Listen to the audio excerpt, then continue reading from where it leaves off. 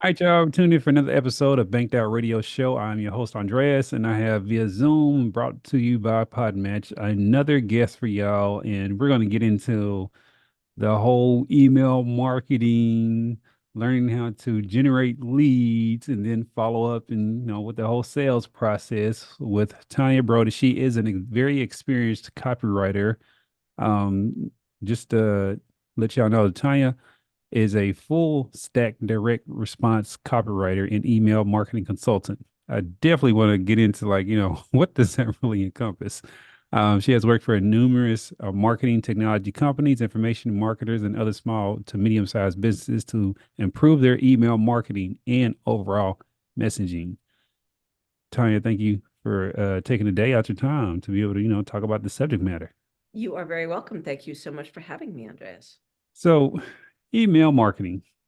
At one particular point, 'cause I think let's see here. So I'm gonna give you some context. Back in around 2008 or 2009, I Mhm. was working with an independent recording artist who was a singer. Okay. And I did a survey with him when he went and he sold his CDs to potential customers. Hmm. And they did filled out the survey. I called them and was going through, the screening question, and then I had the follow-up questions. One of the questions I asked them was, in the future, how would you like to receive information about this particular artist? Would you like it through email or would you like physical mail? Hmm. An overall response was like 70% of them wanted physical mail, which I thought was very interesting. But as I've thought about this, I think email marketing at that time had so much like spam type of marketing to where people just disregarded it. Is that still the case of today? Fortunately, no. And a lot of that is because the email service providers and so I will say ESPs Hmm. and the internet service providers, referred to as ISPs. Hmm. So email service providers are companies like MailChimp, Hmm. Drip, Entreport, all of those the ones that enable you to send out bulk emails, which, by the way, you have to have to send out bulk emails. You have to go through an Hmm. ESP. If you don't, your ISP, so Gmail, Hmm. Yahoo, Apple Mail, whatever, company you're with locally, can and will shut you down. Mm. I have seen this happen. If you try to send an email to 100 people, even if you have a little tiny list of 100 people, they freak out because they assume that you're spamming, Hmm. even if you legitimately have a reason to email all these 100 people. Hmm. So you have to use some sort of email service provider to do it. So there's thing number one. But Hmm. the other thing is, they have done a lot of improving on their services to prevent this whole spam thing. If you think about it, there's something that they're called your sender reputation, Hmm. which is, well, basically whether you're a spammer or not. Yeah. you know and if people keep marking your emails as spam, then you get a bad sender reputation, and all of those ISPs just stop letting your emails into people's inboxes. Mm. And I've seen this happen to the point that people can't send their mother an individual email, Hmm.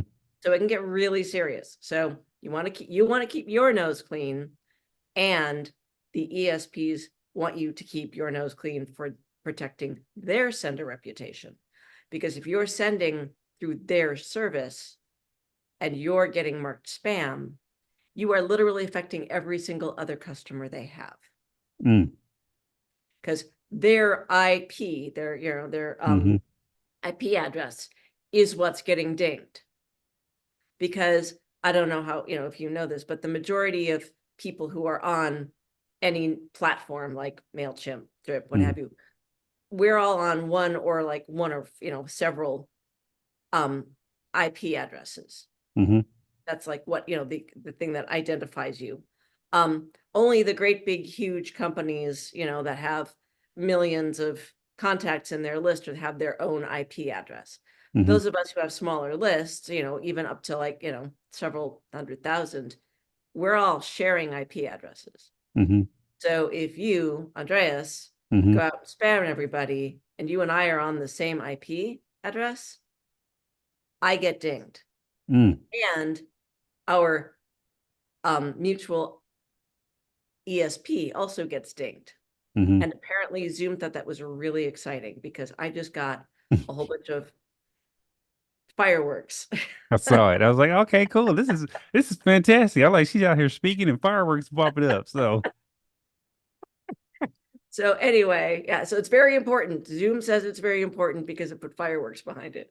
mm-hmm. So, but yeah, so that's one of those weird things that I mean, there are all sorts of things you have to think about. And what you were talking about is totally valid. Mm-hmm. I mean, I remember back in, the early aughts and even earlier than that, when email was just becoming a big thing. Mm-hmm. Oh my God, so much spam. Yeah. Because basically everyone was like, oh, great, we have a way to email everybody. We can contact you. It doesn't matter who you are. And Mm-hmm. that's when everything moved over to opt-in only. Yeah. And basically you have to give someone, it's called permission-based marketing. You have Mm-hmm. to give someone your permission for them to email you. Mm-hmm. And that is what is known as permission-based or inbound because they're coming into their system. Mm-hmm. As opposed to outbound, like, radio ads and, Yeah. sales calls, etc. So basically what you want is to set up a system for yourself Mm-hmm. where you are getting people's permission to email them. Mm-hmm. Because they know that they're expecting something from you. Mm-hmm. B, the ISPs will go, oh, okay, this person opted in. I can see it over here. Therefore, Mm-hmm. I will let this email through. Yeah. And they're raising their hand and saying, hi, yes, I actually want to hear from you. Mm-hmm. I'm interested in what you're doing, as opposed to you showing up in their inbox and them going, who are you and why are you even here? I don't want this thing. Yeah. I don't need this Stanley mug or whatever it is. I can't tell you how I still get spam for, The Stanley tool bug. I sets. love it. Oh Uh-huh. my goodness, you name it. And I mark them all as junk because I Uh-huh. don't want to see that in Yeah. my inbox. That is my way of Mm-hmm. telling my ISP, I don't want this. Mm-hmm. So if people are doing that to you, that is a problem for you, which is why you give them something Mm-hmm. called a lead magnet, opt-in bribe, freebie, whatever you want to call it. And they say, ooh, I want that thing. Yes, I'll give you my email address for that. Mm-hmm. So that is the most basic form of a lead generation funnel, Yeah. right? Mm-hmm. Someone opts in for whatever guide you're giving them, or, a list or a 10% off coupon or whatever it is. Mm-hmm. And then you're saying, okay, I now have permission to send you stuff. Mm-hmm. It's like this unwritten contract that we Mm-hmm. all go, okay, yes, I'll give you my email address. Yes, you can email me. And the other important thing is, and again, this is all, believe it or not, federally regulated. At the Mm-hmm. bottom of every email, you must have a way for them to unsubscribe. Yeah. That is that and sending everything from an ESP Mm-hmm. and getting people's permission to email them is all something under what is called the CAN-SPAM Act. Mm-hmm. Yes, that is the real name of the act. Never let it be said the government doesn't have a sense of humor. So, right? Yeah, exactly. So let's go back to the email marketing. So how vital would you say it is for small businesses to establish a list of, potential clients and customers to where they can market to through email? So I originally, when I started doing email marketing, Mm-hmm. I started out as a professional musician. Mm-hmm. I was touring all over the country Mm-hmm. with a Celtic band I played the harp and the guitar and the bodhrán, and we played Irish and Scottish music all over the country. Mm-hmm. And at every show, I would put out a list for people to Mm-hmm. write their names down and their email addresses. And I would go through and painstakingly try and interpret people's handwriting, Mm-hmm. put the correct email address into my email service provider Mm-hmm. so that I could email them the next time we were in town. And what I found was, as we kept doing this, first of all, we always put out a monthly newsletter saying, hey, this is what's going on. We got a new album. Mm-hmm. We're going to be in this area. Mm-hmm. And, we've got t-shirts or what have you, whatever it was that we were talking about.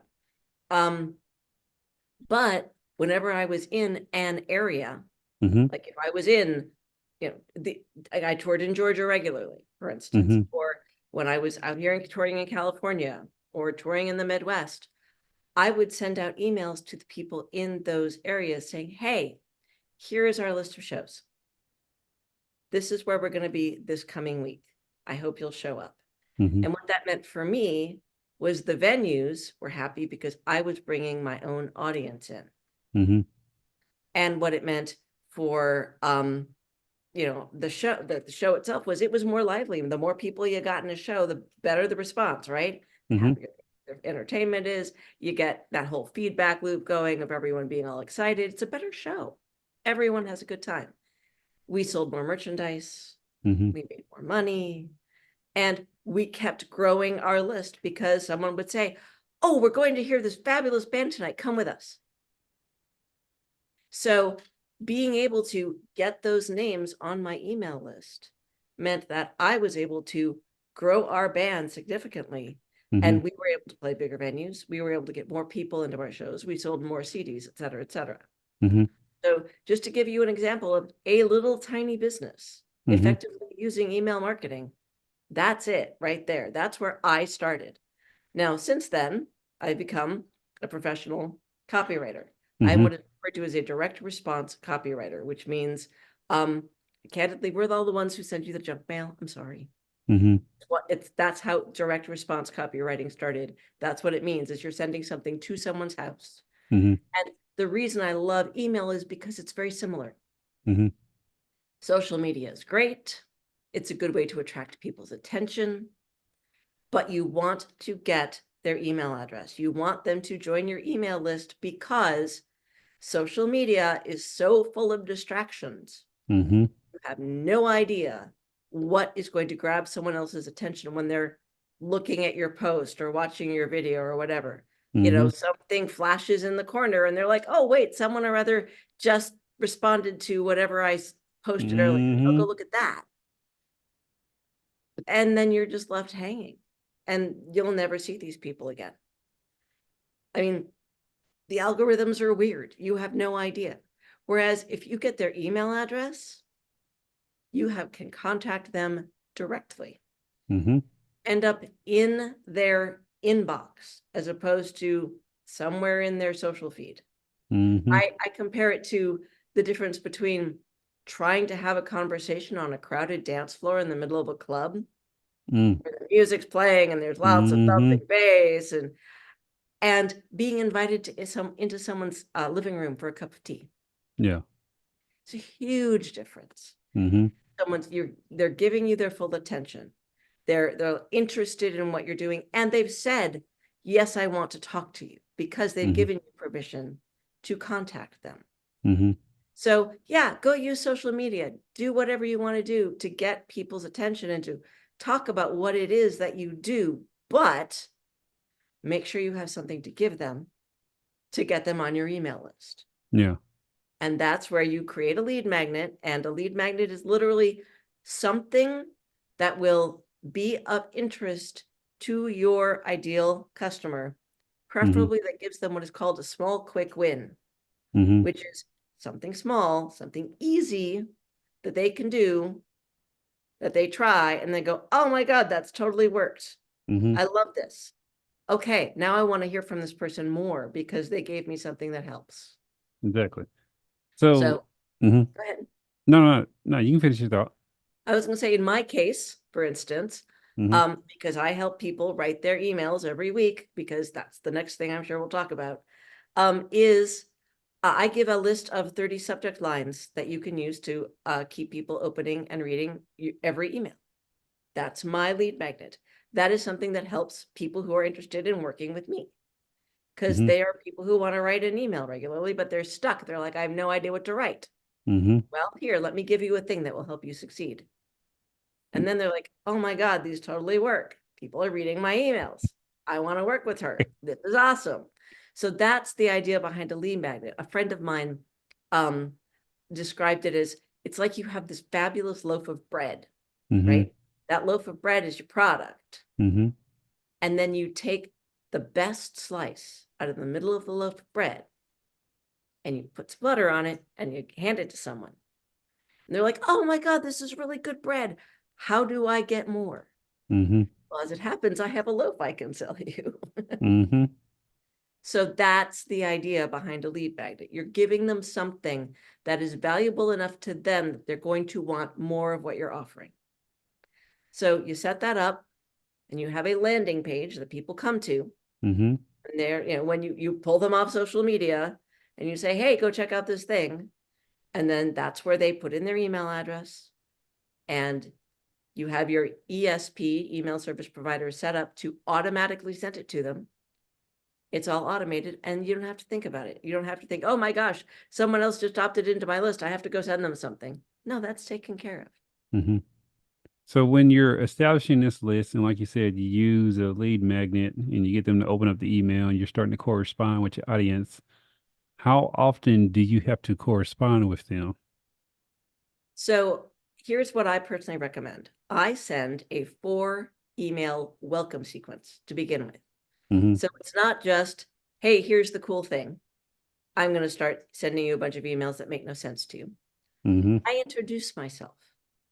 I say, hi, I'm Tanya. This is what I do. Mm-hmm. This is, a little bit about my business. This is a little bit about me. I'm a total geek. I love science fiction. I used to play the harp. I have a cat, all of that stuff. Just Mm-hmm. so people get to know who I am and understand that there's more to me than just this thing that they just downloaded, right? And then, I send them a blog post about something that is relevant to what they're interested in. Writing emails, right? And then I offer them a chance to buy one of my products. Mm-hmm. So it's introducing them to the process, over a few days.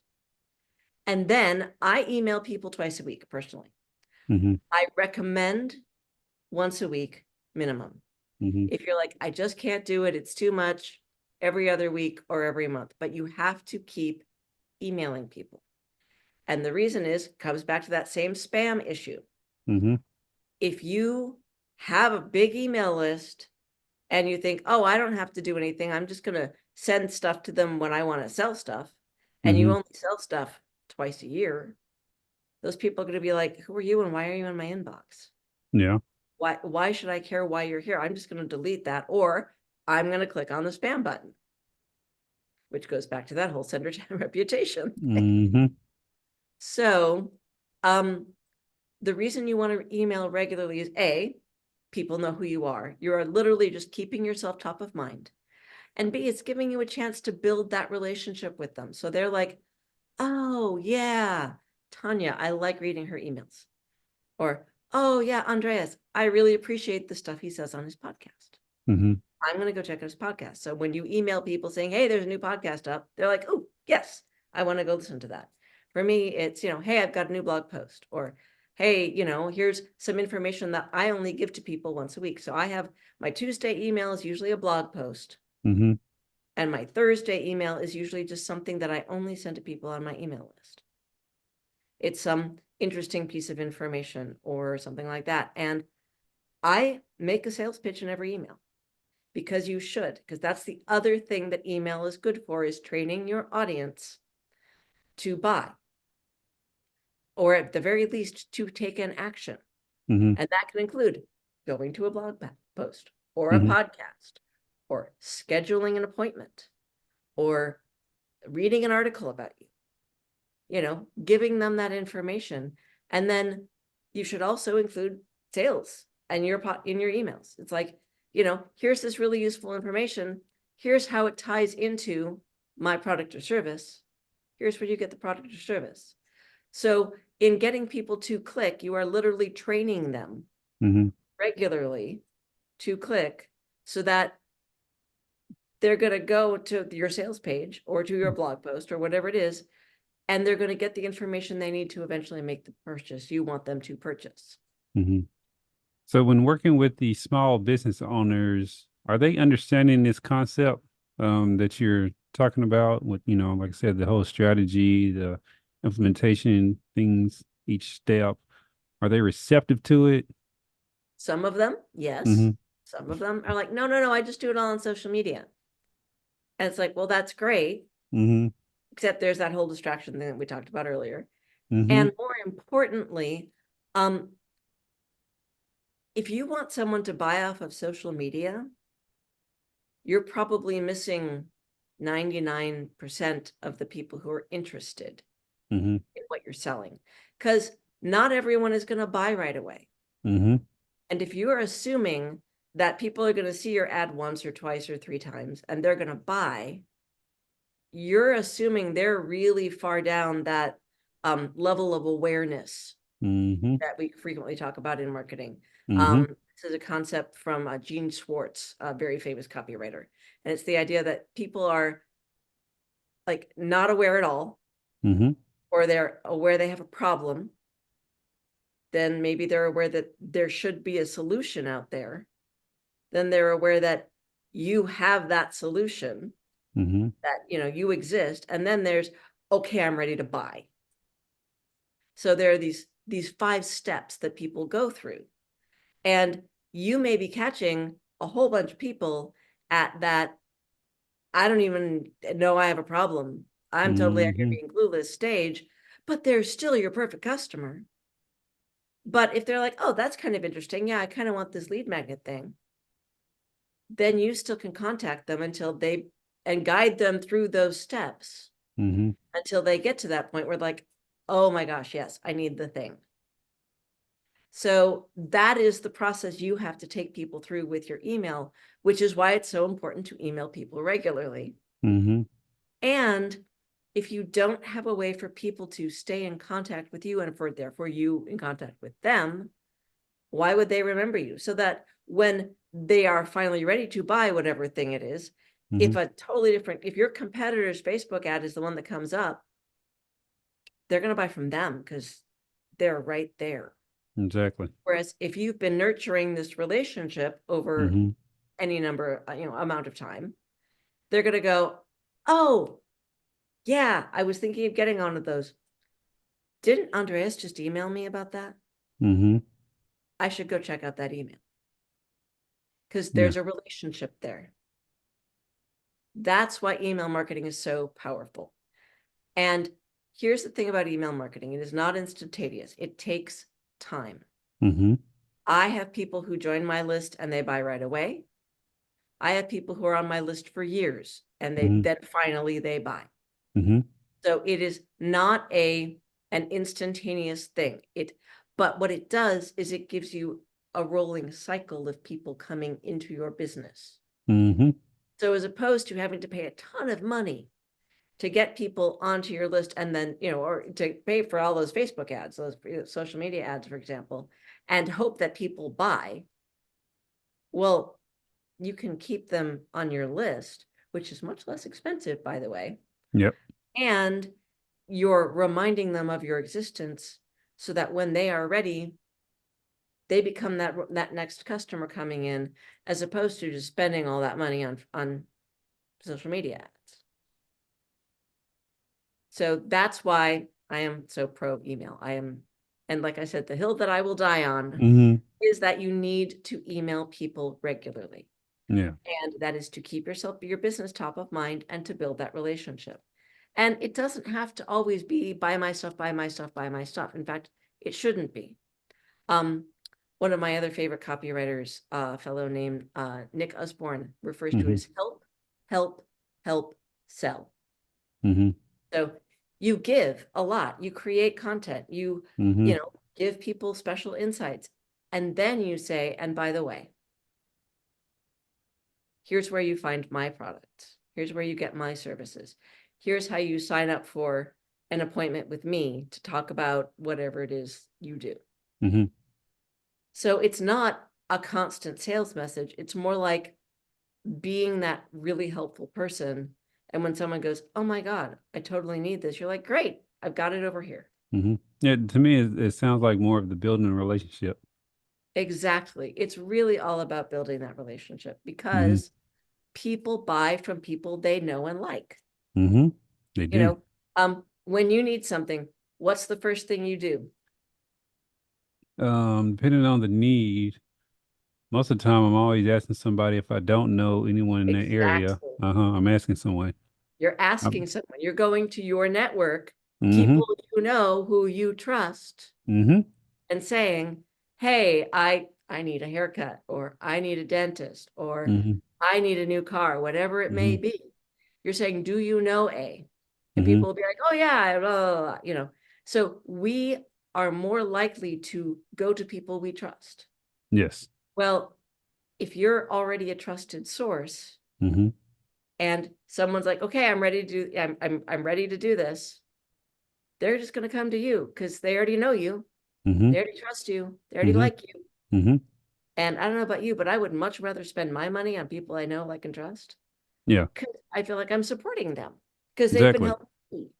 Yeah, that I was actually going to say, like, that's what has happened to me over the course of building up this platform. Because I've Hmm. been podcasting since 2016, and Hmm. next month will make 8 years. Thank you. Congratulations. Thank you.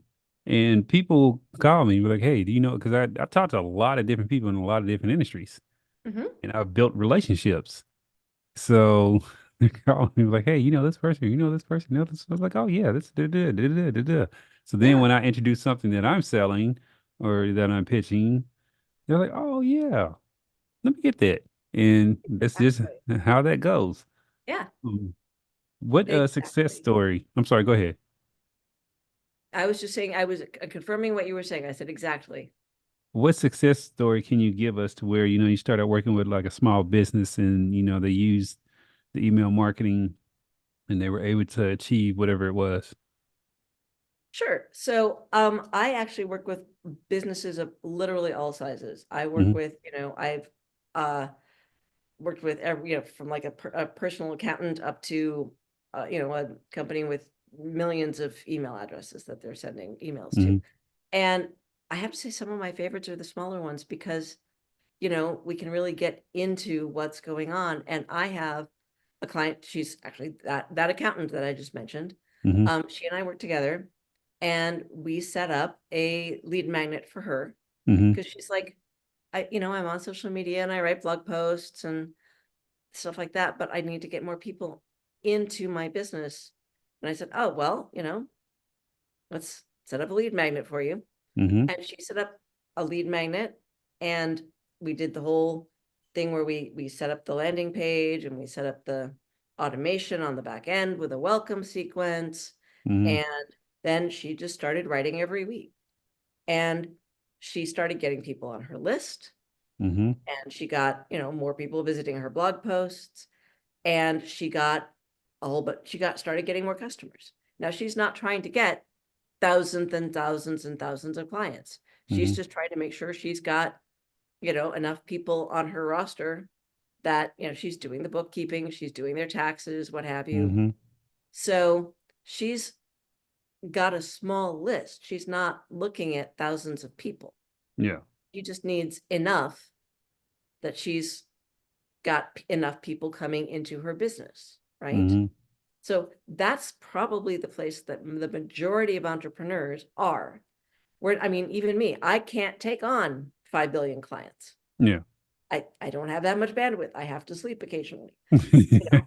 So I probably only need 2 or 3 clients for myself. Yeah. But, I also have this business where I help people write their emails every week.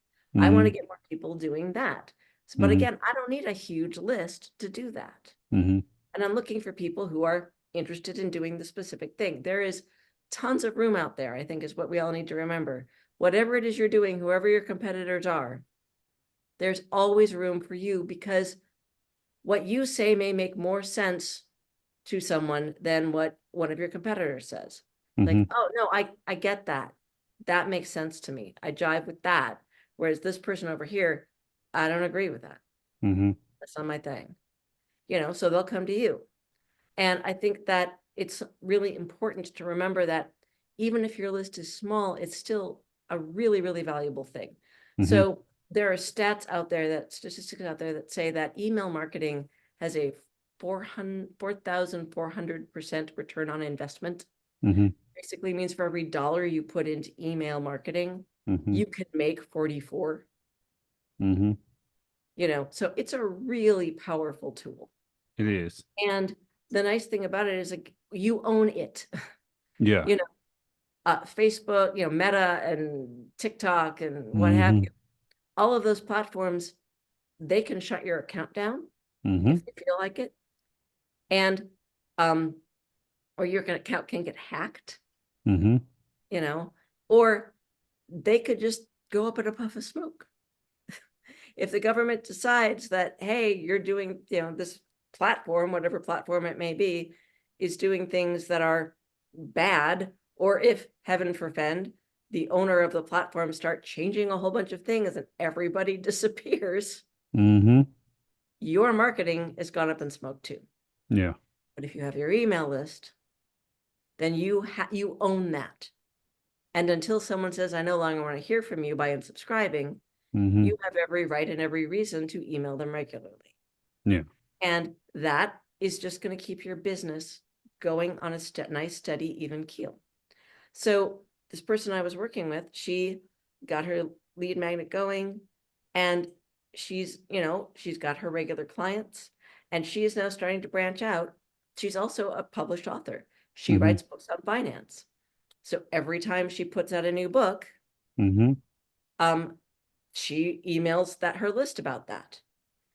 And then one of the things that she does that I actually really advise is every time someone, she'll put out an email saying, hey, if you buy my book and you send me a picture of the receipt, I'll give you, a free consultation Mm-hmm. or a free special report.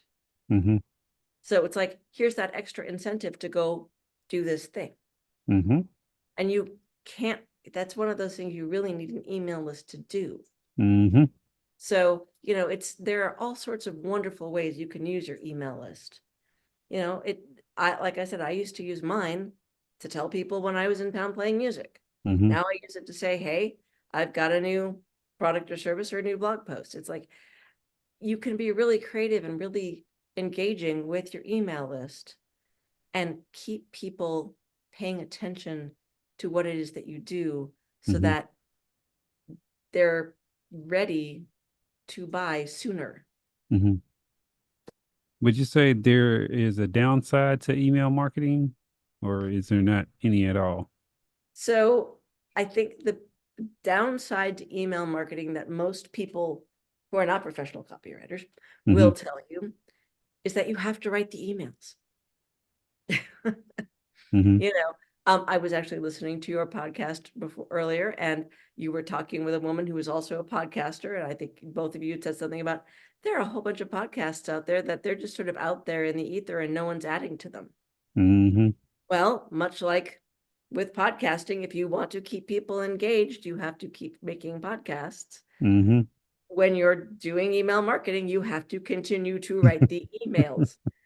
And this is like I said, this is the hill that I will die on. And this is Uh-huh. how I serve the majority of my customers, my clients, is I have a group that Mm-hmm. meets twice a week, and we sit down and we write our emails together.